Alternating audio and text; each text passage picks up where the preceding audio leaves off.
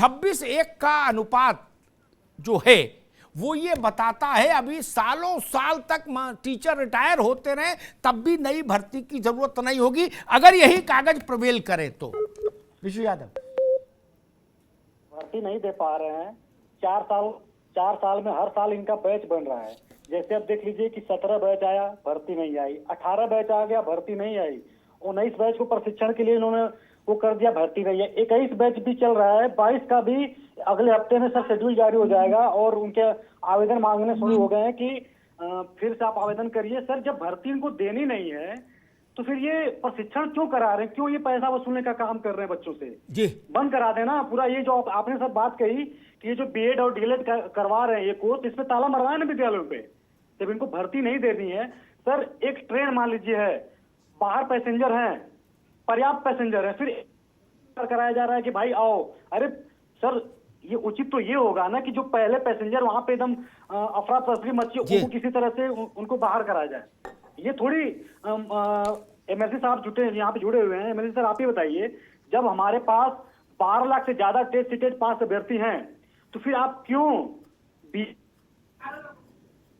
बच्चों के साथ आप क्या साबित करना चाहते हैं? जब आप भर्ती इनको पहले दीजिए ना, या फिर ये बंद करा दीजिए कोर्स आप।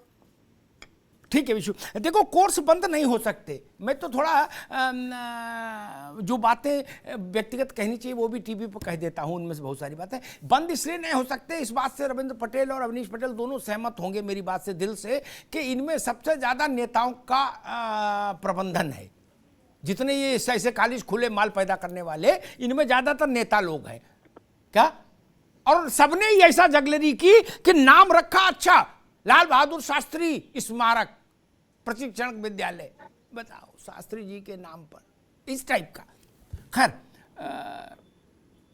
क्या जो बात विशु कह रहे हैं ना, 12.5 लाख आपके पास पॉकेट में है, इनको नौकरी कभी नहीं मिल पाएगी इसी व्यवस्था से। ये भी ठीक 12.5 लाख तो कुल मास्टर नहीं, 4 से 8 राज्य मिला दो तो होगा जाके, तो भी शायद ना हो। ठीक, तो नौकरी नहीं मिलेगी भी तय है, लेकिन हम बाकी को करें तुम लोग भी आओ, आगे बढ़ो, प्रशिक्षण करो, आगे बढ़ो, प्रशिक्षण करो। क्या इस संख्या को 12 करोड़ ले जाना चाहते हैं? अगर क्या करना चाहते, कहीं को रास्ता बनाओगे कि नहीं बनाओगे? ये तफरी के लिए खोल रखा है। आपके पास बस अड्डे में बस खड़ी है एक, 72 लोग उसमें बैठ सकते हैं, चलो 72 और चढ़ा देंगे, एक के ऊपर एक बैठाल दोगे, 144। और आपने गेट खोल दिया कि 20-25 हजार और आ जाओ, वो क्या करेंगे? इस सवाल का उत्तर कोई बाबू नहीं देता। ये बड़ा मसला है। कौशल जी, शिक्षा मित्र अवनीश भाई कह रहे हैं कि भाई अगर नहीं जोड़ते शिक्षा मित्रों का नाम तो भी वो बुरा मानते, इसलिए वो बुरा ना माने इसलिए बाबू ने नाम जोड़ दिया उनकी संख्या। जी, जैसा कि अभी पटेल साहब ने कहा, जी आदरणीय पटेल जी, आपने जैसा कहा है कि शिक्षा मित्रों को अगर नाम नहीं जोड़ते तब भी बुरा लगता। बहुत अच्छा किया आपने कि शिक्षा मित्रों को शिक्षक के रूप में ले लिया, लेकिन शिक्षा मित्रों को जो सुविधाएं मिल रही हैं वो आखिर शिक्षकों की तरह कब तक मिलेंगी? आदरणीय अफ्ताब जी द्वारा लगातार शिक्षा मित्रों की समस्याओं को, उनकी जो बेसिक चीजें हैं कि आज 10,000 में उनका अपना घर नहीं चल पा रहा है, और अधिकांश शिक्षा मित्र 40 से 50 वर्ष का उम्र पे पहुंच चुके हैं। अब जरा हमको ये बता दीजिए, ऐसे में आप 51,000 भर्ती कब निकालेंगे, क्या करेंगे? ये एक अलग चीज है। आज हमारी मुख्य है कि हमारा घर कैसे चलेगा, उसके लिए क्या व्यवस्थाएं होंगी, जबकि इससे इलेक्शन से पूर्व में हमारे कई जो संविदा कर्मी थे उनका मानदेय बढ़ाया गया, हालांकि वो पर्याप्त नहीं था उस मानदेय से। लेकिन शिक्षा मित्रों का जबकि बजट भी पास हुआ, शिक्षा मित्रों को वह भी बढ़ाया हुआ नहीं मिला। पिछले 5 वर्षों से 10 वर्ष पे ही 10,000 पे काम कर रहे हैं। कौन सा ऐसा कर्मचारी है जिसका महंगाई भत्ता नहीं बढ़ा है? क्या महंगाई वहां की वहीं अटकी हुई है? तो ऐसे में शिक्षा मित्रों से ऐसा क्या है, हम आपको बता दें, हमारा आपसे अनुरोध रहेगा माननीय मुख्यमंत्री तक या जो भी है आप पार्टी के, उन तक हमारी बात जरूर पहुंचाई जाए कि आखिर शिक्षा मित्रों जो है उनका कल्याण कब तक होगा, उनकी समस्याओं का निस्तारण कब तक होगा। जी, आपने शिक्षक के रूप में माना है, बहुत अच्छी बात है, आपने काउंट कर लिया, बहुत ठीक है, लेकिन हमारी समस्याओं का भी निस्तारण कर दीजिए, यही आपसे अनुरोध है। जी, मांग भर, अवनीश पटेल के पास आ रहा हूं। एक बात कह के, जो बात कौशल जी कह रहे हैं, मांग भर देने से पत्नी नहीं हो जाती, ना कोई पति हो जाता। सिनेमा में तो रोज मांग भराई हो रही है, सीरियल में कोई किसी घर चला आ रहा है, ये मांग भराई है अवनीश पटेल जी, जो बाबुओं ने कर दी सिनेमा जैसी। बोले अब तो खुश हो, कैसे खुश होंगे? जेब में 10,000 रुपये आ रहा है महीने में, घर जाते पे शर्म आए। बूढ़े मां का आंख का ऑपरेशन कैसे कराएं? बेटी की शादी कैसे करें? लड़के की पढ़ाई कैसे हो? किराया कहां से जाए? इसको चाटेंगे। ये जो विधानसभा में कागज रख दिया गया कि 26 और 1 अनुपात हो गया। अवनीश पटेल जी। अमिताभ जी, मैं गुरुओं का बहुत सम्मान करता हूं, और आपका तो विशेषकर मैं सम्मान इसलिए करता हूं कि आप लगातार वो विषय उठा रहे हैं जो विषय लोगों के दिल के करीब है। जी। और जहां तक जिस मुद्दे पे हम लोग आज डिस्कशन कर रहे हैं, देखिए, ये एक व्यवस्था बनी और वो व्यवस्था सुप्रीम कोर्ट तक गई। आप पूरा अनुभव कर चुके हैं, उस पूरी प्रक्रिया को आप अच्छी तरह से जानते हैं जी। सुप्रीम कोर्ट का तक एक बार कोई बात चली जाए, उसके बाद वो उस प्रक्रिया के तहत, संवैधानिक प्रक्रिया के तहत सरकार भी बाध्य हो जाती है। सरकार ने बीच का रास्ता निकाला, और ऐसा भी ये मानिए कि बहुत सारे शिक्षा मित्र पिछले वर्षों में जो पिछली भर्तियां हुई, उसमें बहुत सारे शिक्षा मित्र रेगुलर भर्तियों में आ गए। सरकार ने फिर मौका दिया, दोबारा मौका दिया, तिबारा मौका दिया, और ये जो व्यवस्था टेम्परेरी की गई थी, कुछ समय के लिए टेम्परेरी व्यवस्था करके दोनों पक्षों को संतुष्ट करने का प्रयास किया गया। एक तरफ तो वो हमारा विद्यार्थी था जिसको योग्य शिक्षक नहीं मिल रहे थे, एक तरफ हमारा वो शिक्षक था जो शायद उस समय तक रोजगार नहीं पाया हुआ था। तो उन दोनों को बैलेंस करके एक व्यवस्था को चलाया गया समय के लिए। और आप अमिताभ जी, आप ये बात अच्छी तरह समझ सकते हैं, सरकार उन्हीं संसाधनों में, सीमित संसाधनों में सरकार काम करती है। जिस तरह से हमारी समस्याएं दिन ब दिन और उगता लिया, और जैसे जो आंकड़ा आया है, मैं पूरी तरह से अभी उस आंकड़े की तरफ नहीं जा पाया हूं, लेकिन जहां तक मुझे ऐसा लगता है कि जो अपना कोविड का काल रहा, उस कोविड के काल में एनरोलमेंट शायद कम हुए होंगे, मैं शायद शब्द यूज कर रहा हूं, कोट ना करिएगा इसको जी। उसकी वजह से हो सकता है ये रेशियो, जो कि ये डेटा आया होगा, पुराना आया होगा।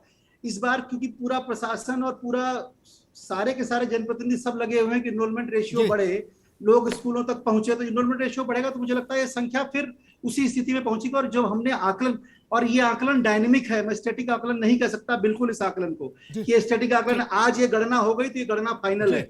हमारा एनरोलमेंट बढ़ेगा, टीचर्स की डिमांड बढ़ेगी, टीचर की नियुक्तियां बढ़ेंगी। जैसे अभी चर्चा हुई कि हमने 51,000 वैकेंसियां कही थी पहले, तो 51,000 वैकेंसियां वो पहले उस स्थिति की बात होगी, कोविड काल के पहले की बात होगी। हो सकता है इन आंकड़ों में कहीं कुछ ऐसा हो, ठीक है भैया, लेकिन कोविड में, ठीक है, कोविड में तमाम लोग स्वर्गवासी हो गए। रविंद्र पटेल आ रहे हैं आपके पास, और तमाम लोग रिटायर हुए। रिटायरमेंट तो कोविड से रुका नहीं, ऐसा तो नहीं सरकार ने रिटायर करने में कोई कोताही कर दी हो, जिसका नंबर आ गया वो तो कोविड में। ठीक है, ज्यादा गिरा होगा। आइए आपके पास, मैं रविंद्र पटेल के पास चलूं, उससे पहले एक बुनियादी बात कहने की कोशिश करूंगा। मैं इस बात से सहमत हूं जो अवनीश पटेल कह रहे कि सरकार अपने पास उपलब्ध संसाधनों के भीतर ही बंटवारा करती। ठीक है, यस, आई डू एग्री। मैंने अखिलेश जी के समय में एक सुझाव दिया, मैंने योगी जी के पहले कार्यकाल में एक सुझाव दिया। जब दिनेश शर्मा उस कमेटी के बनाए गए तो हम और दिनेश शर्मा जी बैठे कि भाई इसका कोई रास्ता निकले। आज जो कागज विधानसभा में आया 2 दिन पहले, जिसमें लिखा 1,32,000 35,000 जो भी शिक्षा मित्र अध्यापक हैं, इनको जोड़ के अनुपात इतना होता। अगर हमने शिक्षा मित्र वाली व्यवस्था को जन्म नहीं दिया होता कल्याण सिंह जी ने, स्वर्गीय कल्याण सिंह जी ने, तो ये टीचर रखने होते, हमको इतने रखने पड़ते ना, 1,30,000, तो इनको 60-65,000 की तनख्वाह भी दे रहे होते, नहीं दे रहे होते, दे रहे होते ना। बेसिक शिक्षा का बजट इसीलिए इतना ज्यादा है, इसमें कौन से रॉकेट साइंस है भाई? इसमें क्या कहां भ्रम है?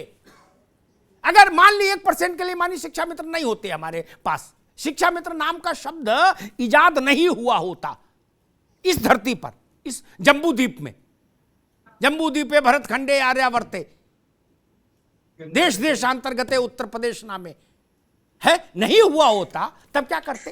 Tell me. तो मास्टर रखते ना। मैं कहां कह रहा हूं इनको 60,000 दो भाई, ठीक है संसाधन नहीं है, लेकिन यह भी मुझे मंजूर नहीं कि 10,000 रुपए वो भी 11 महीने। और जो लोग ये कह रहे हैं कि कोर्ट की व्यवस्था है, वो अर्ध सत्य बोल रहे हैं, क्षमा करिएगा मुझे। कोर्ट ने इतना कहा, आप इनको सहायक अध्यापक नहीं लिख सकते, ये डेजिग्नेशन ये होल्ड नहीं कर सकते। ओके मी लॉर्ड, मान लिया सिर झुका के, आपकी बात सबसे ऊपर नहीं रखेंगे, हम इनका नाम XYZ कुछ रख दे, सरकार को स्वयंभू है, सरकार सारे राधिकार हैं अवनीश पटेल जी, हम इनका नाम मटरू रख दे तो कोर्ट कुछ नहीं कर सकता, और गुड्डू रख दे तो कोई कुछ नहीं कर सकता। स्कूल में गुड्डू भर्ती करेंगे तो भी कोर्ट कैसे रोक सकती? हमको नहीं ना, मैंडेट है हमारे पास। और कोर्ट ये भी हस्तक्षेप नहीं कर सकती कि हम इनको 10,000 दें, 20,000 दें, 25,000 दें, 30,000 दें। कौन सी कोर्ट चैलेंज कर सकती है हमको? हम चुन के आए हैं 25 करोड़ लोगों से भाई, हम चलाएंगे, सरकार की अदालत चलाएगी। इसलिए ये तर्क भाई मुझे गले नहीं उतरता। एक बार बात हुई थी सरकार से कि भाई 30,000 के आसपास कहीं तय कर दीजिए, 1,000-2,000 और ऊपर नीचे कर दीजिए। उसमें भी समस्या है क्या रविंद्र पटेल? मेरा मसला फिर वहीं आगे खड़ा हो जाता है कि बुनियादी मसले पर हम राजनेता क्यों नहीं सोचते, या अधिकारियों से क्यों नहीं कहते कि आप एक कैसा गुलाबी कागज बना के ले आते हो, जबकि चीजें वैसी नहीं है। 7,000 रुपए में अनुदेशक अपने परिवार का भरण पोषण कर ले रहा है, 10,000 रुपए में शिक्षा मित्र। सर आपने मतलब कोई ऐसा है सब्जी बेचने वाला, फल बेचने वाला, कोई ऐसा है क्या जो उस पर काम करे? और इनकी मुश्किल ये कि इनको पैंट कमीज भी पहननी है, धुली भी पहननी है, स्कूल जाना है जी, सामाजिक तौर पर भी ये अध्यापक हैं, इसलिए एक प्रतिष्ठा भी रखनी है। आपको नहीं पता इसे प्रतिष्ठा रखना कितना मुश्किल हो जाता है जब जेब में 10,000 रुपए महीने में कुल आते हो। तो रविंद्र पटेल जी, सर आप तो 10,000 कह रहे हैं, मैं कहता हूं शिक्षा मित्रों के साथ साथ अनुदेशक भी हैं, वो 7,000 रुपए हैं। मैं वही कहा। और सर आपने मेरी बात कह दी, आदरणीय MLC साहब बैठे हुए हैं अविनाश जी, मैं ये कहना चाह रहा हूं, ये सरकार है, सरकार के पक्षकार है ये जी। आप गौर करें कि ये विषय सहानुभूति का है, यह विषय, यह मुद्दा नहीं है कि केंद्र सुप्रीम कोर्ट ने क्या कहा और आपने मेरी बात को डिक्टो कर दिया, इसीलिए मैंने हाथ उठाया था। सुप्रीम कोर्ट ने इनको सहायक अध्यापक मानने से इनकार किया था, लेकिन अगर इन्हें मानदेय बढ़ा करके, हम कहते हैं एक सरकारी जो नियमित कर्मचारी है, अध्यापक है, उसे अगर आप 60,000 या 65,000 दे रहे हैं और काम वही ले रहे हैं जो काम शिक्षा मित्र कर रहे हैं, शिक्षा मित्र भी वही शिक्षा दे रहे हैं और अध्यापक भी वही शिक्षा दे रहे हैं, और दोनों का कार्य समय, कार्यावधि जो है वो उतने समय का है। एक व्यक्ति को मिलता है प्रतिदिन 2,000 रुपए और एक व्यक्ति को मिलता है प्रतिदिन 200 रुपए। तो यह ऐसी भी संगति है कि इसको तो बिल्कुल ये आत्महत्या करने को मजबूर कर रहे हैं। मैं कहता हूं जो हुआ सो हुआ, आज से चेत ले, अब से चेत ले, और ये तय कर दें कि इस वित्तीय वर्ष में जो 2022-23 वाला जो वित्तीय वर्ष होगा, इसमें हम शिक्षा मित्रों, अनुदेशकों का मानदेय बढ़ा देंगे।